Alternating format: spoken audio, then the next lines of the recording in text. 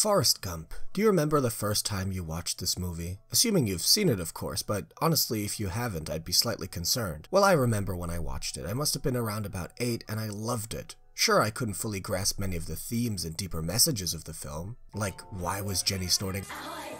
Why was Forrest named after a ghost? Well, suffice to say, the movie stuck with me. Its beautiful portrayal of suffering and happiness and how the world is truly what you make of it. Even as an 8-year-old, I could understand these core traits of the movie. I bet you all can remember those too. Well, recently, when I was feeling a little down in the dumps, I wanted to watch a classic. One of those movies that makes you feel, with some candied American values. Like when I watched the remake of Miracle on 34th Street on Christmas. That feel-good American patriotism that many of these mid-90s movies had. I was ready to dive into Forrest Gump again after so many years and feel warm and fuzzy inside. Well, let's just say that didn't happen. So starting off my rewatch, I was able to really appreciate the filmmaking presented here. The movie is beautifully shot, amazingly paced, and the acting is phenomenal. I even noticed some fun jabs at American culture, which I appreciated and honestly didn't expect. Like Forrest living in an old plantation home, or the KKK joke about Forrest's name. It was honestly so fun to see these scenes. But then something bad happened.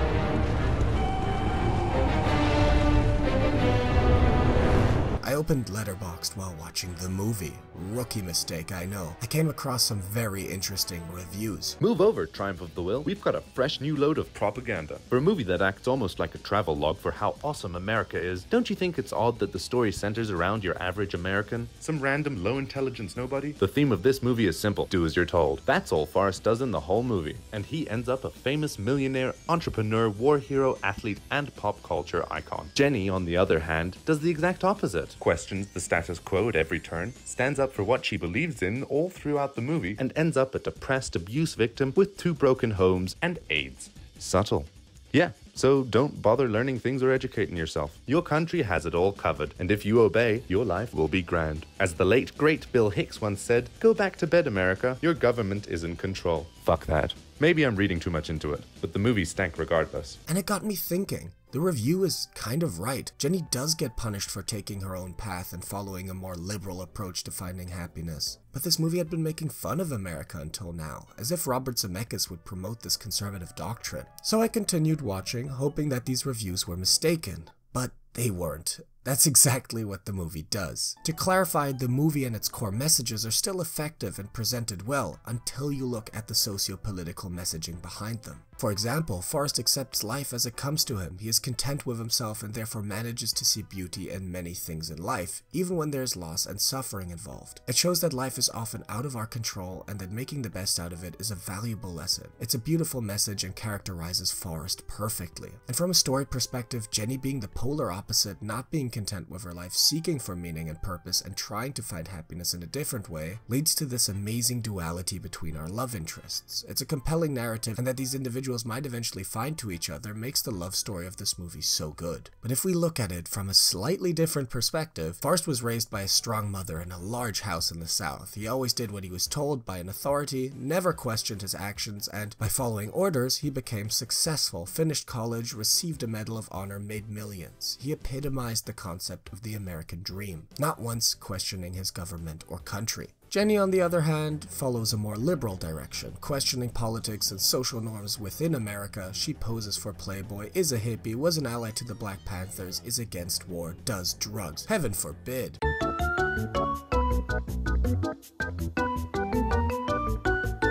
She does everything the American ideal does not promote, and for this she is punished. She is a drug addict, always around abusive men, and eventually dies of AIDS. The only fulfilled purpose the movie gives her is birthing Forrest's son. Only once she achieves the ideal female goal of having offspring is she finally fulfilled, until her reckless past life catches up with her. Uncle Sam had a bone to pick with her. And that's where I get so conflicted. For a narrative, this works very well, but the messaging is so twisted it honestly shocked me. What if I was missing something? After all, the movie did make fun of America and its ideals. What if I'm just reading into this too much? I guess let's consult the director's commentary and see if these 3 men can give us a clue to the real messaging and assure us we were wrong to see the movie this way. That's a great shot. Spoiler alert, they don't. It is actually just a boomer jerk-off film. Now, disclaimer, I have no clue which of these three voices is which person. They do a horrible job of introducing themselves, so I will just refer to them as the Trinity. So let's start with this duality between Forrest and Jenny. We know how I interpreted it. Let's see if the Trinity can shed some light onto this narrative. Like you say, Forrest just follows his heart everywhere he goes. He just can't help himself. And he always does the right thing as not only a character, but a man. And Forrest just kind of was able to do all the right things, and you just feel how much he really, really cares. The Jenny character, I thought, sort of represented the unfulfilled, the hole in the soul part of, an American generation of, not being able to find fulfillment in anything other than sex, drugs, rock and roll, whatever was going on at the time.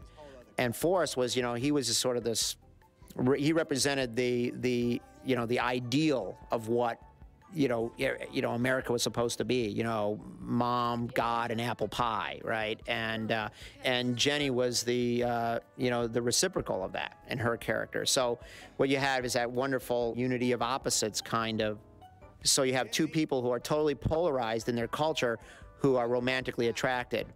That's great movie stuff. Well, that's not a good start. Let's begin with the theme of unfulfillment that the Trinity attribute to Jenny's lifestyle. Not only do they generalize a whole movement, they attribute aimlessness and dissatisfaction to the movement, mainly because they can't relate to it and don't understand their ideals.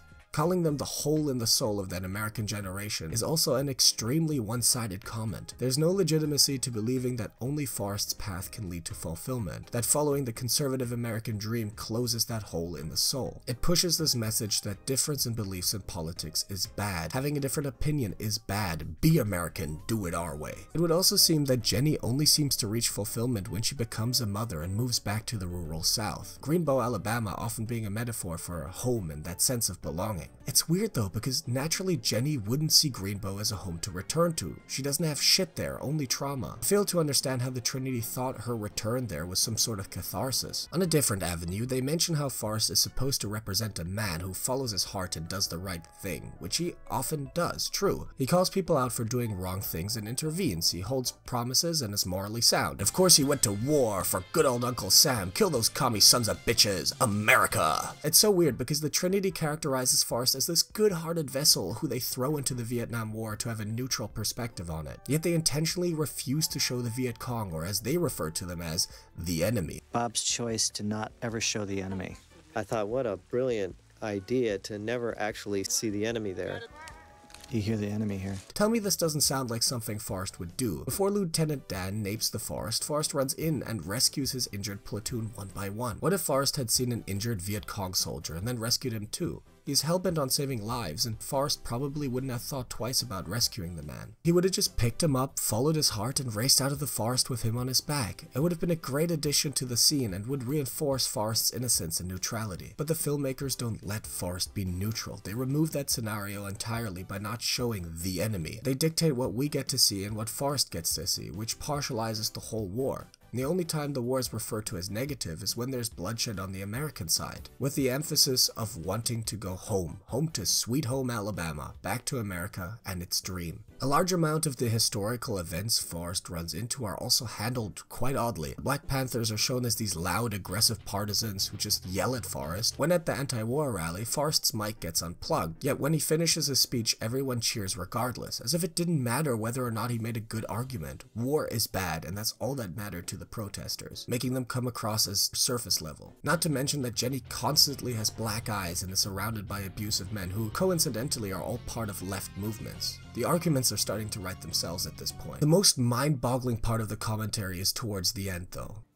When the movie was done, we thought, well, no one under the age of 35 is going to understand this movie. This is all about people who are the, baby boom generation, the Vietnam War, the hippie peace movement. And then all America came to see the movie, which was great. So then we figured, well, then no one in the international market is going to get this movie because it's all about American history and it's got American colloquial, humor in it. And then it became this huge movie all over the world. So it must have touched some nerve that's beyond the historical part of America, and it was all about, I guess, the real human story and all the life metaphors that are in the film. This part is absolutely fucking insane to me. The ignorance displayed in this commentary is astounding. Not only did they make this movie for conservative boomers, they were of the impression that no one who had not lived in that period would understand it. That no one internationally could understand the movie. We all understand the core values and story of Forrest Gump. It's why it's beloved and successful. It's extremely relatable in certain aspects to almost everyone who has seen the film. Dealing with loss, dealing with change, dealing with love and life, it's what makes us humans and what made Forrest Gump such a human movie. Zemeckis seems to have failed to understand that people who had not lived the American dream, who hadn't lived such a conservative life, could have gone down a different life path, yet could have still reached the same emotions, feelings, and goals as Forrest could. This movie wasn't meant to be as relatable to everyone as it was. It was meant for boomers to view their lives with rose-colored glasses in the 90s, thinking that life had now become better for everyone. That's why it could make fun of pre-1950s America, as if the country had now started on its path of adjustment. Sure, there were some hiccups along the way, but now in the 90s there's only a way up, only a way forward. You know what, Marguerite? I think we left the next generation with a prosperous new start.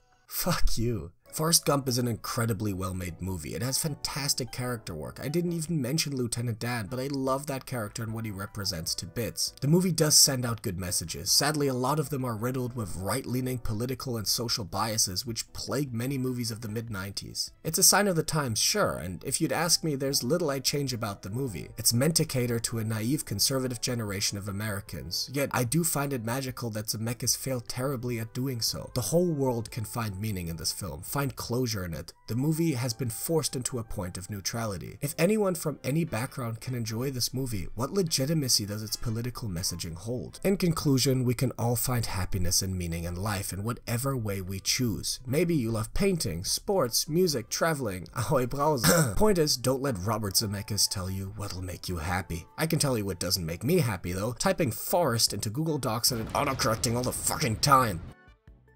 Hey guys, thanks for watching the video. This is a slightly different avenue of video making. It's a little more political than what I generally do, but it's not necessarily supposed to push any idea. It's more just meant to shed some light on this part of Forrest Gump, a movie that we always seem to remember as being very apolitical or making fun of America, which it really doesn't do. It does definitely have a strong conservative messaging, and I just thought it was kind of interesting that I picked up on that, and I wanted to make a video to show everyone that that is an aspect of the movie to take into consideration. And again, I still really enjoy the movie. It still has that heart that we all remember from it, but it also has that other slightly less heartfelt aspect. But yeah, let me know what you think about the movie in the comments. Does this kind of taint your image of it or not? Anyway, that's all from me. See you next time. Conocedor Sam out.